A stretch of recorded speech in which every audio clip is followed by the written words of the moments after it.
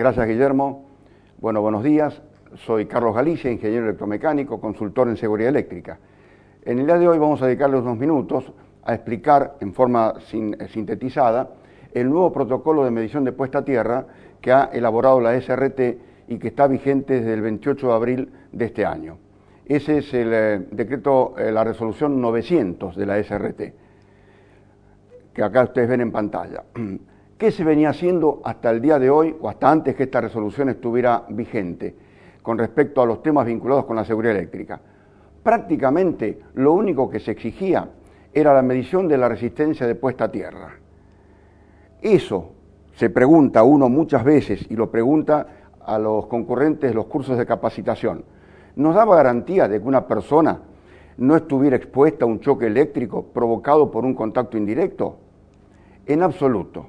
Con esa medición que se exigía no se garantizaba nada, ni se garantiza nada. La medición de puesta a tierra en muchos casos es necesaria, pero no es suficiente. Lo que se hacía, hasta antes de esta resolución, era un error monumental, lo que demostraba que dentro de los profesionales que están en el mercado había un enorme desconocimiento alrededor de este tema. Por esta razón es que resulta tan importante la resolución de la SRT, la número 900. ¿Cuál es el objetivo que se persigue o que se busca con la nueva resolución de la SRT?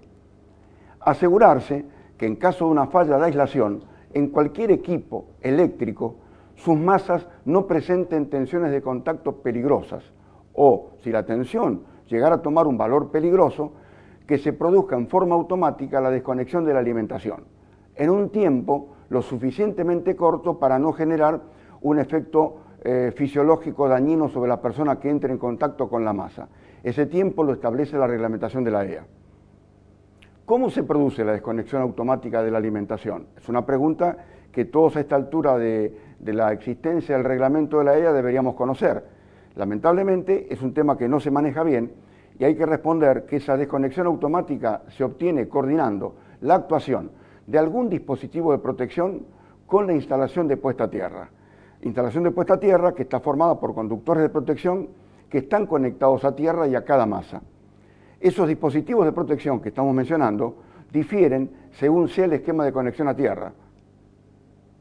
Hasta ahora, se tenían en cuenta, los especialistas tenían en cuenta que no tenían que tener en sus instalaciones muchos electrodos de puesta a tierra. No lo tenían en cuenta.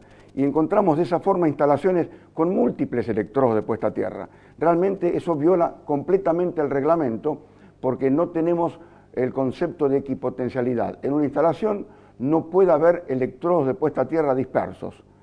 Si los hubiera, deben estar vinculados entre sí. Lamentablemente, cuando uno ve en los cursos o en las auditorías que se desarrollan cómo elaboran los especialistas los informes, informan que hay 20 puestas a tierra, pero en ningún momento mencionan que esas puestas a tierra no están vinculadas, con lo cual desconocen que tienen que estar equipotencializadas entre ellas y a tierra. Hasta ahora, ¿se tenía en cuenta el esquema de conexión a tierra que la instalación estaba empleando? Nunca. Yo les puedo garantizar que en el 99% de las inspecciones que hacen los especialistas que miden puesta a tierra, jamás informaban qué esquema de conexión a tierra estaban manejando. Y tampoco se lo informaba la empresa que los contrataba. Por lo tanto, el especialista medía toda la puesta a tierra que anduviera dando vuelta, pero sin saber a qué esquema respondía. Eso es un disparate porque tenemos que saber que en el esquema TT la puesta a tierra es un elemento activo de la instalación. La corriente de falla pasa por ese electrodo de puesta a tierra.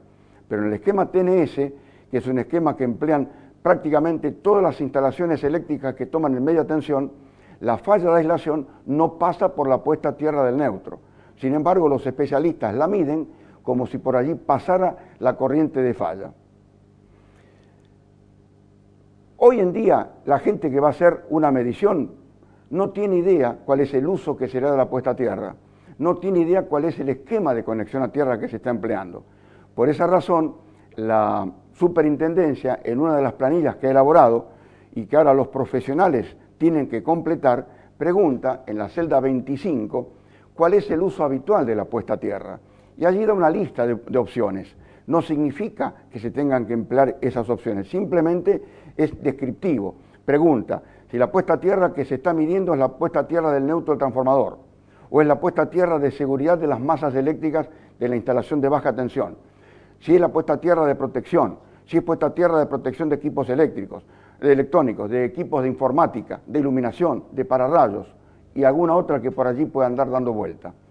Esas puestas a tierra de existir deben estar vinculadas con la sola excepción del caso que la empresa esté trabajando con el esquema TT y tenga transformador propio. En ese caso, habrá una puesta a tierra para el neutro del transformador y una puesta a tierra para las masas de la instalación que no tienen que estar unidas bajo ningún concepto, porque si eso ocurriera, esa instalación se comporta como esquema TNS, que está prohibido cuando el cliente no lo ha previsto de esa manera, y está prohibido ese esquema cuando se toma energía eléctrica desde la red pública de baja tensión.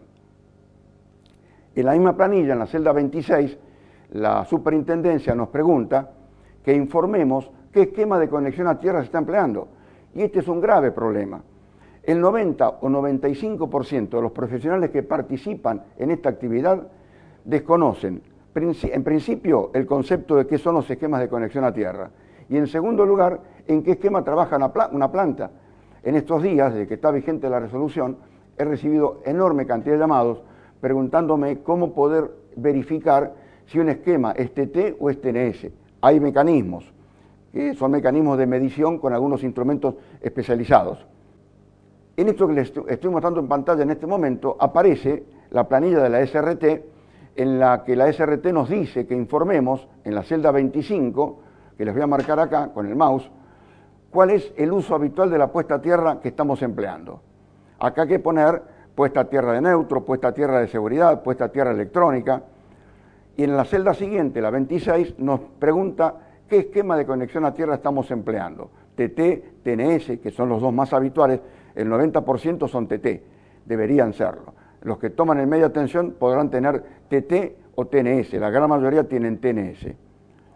Es importantísimo comprender este fenómeno. Si no sabemos el esquema de conexión a tierra que estamos empleando, mal podemos efectuar la verificación o la medición de la puesta a tierra. Hacemos un pequeño intermedio en el que Guillermo les va a explicar un curso que vamos a arrancar el viernes 14 de agosto a las 19 horas y luego continuamos.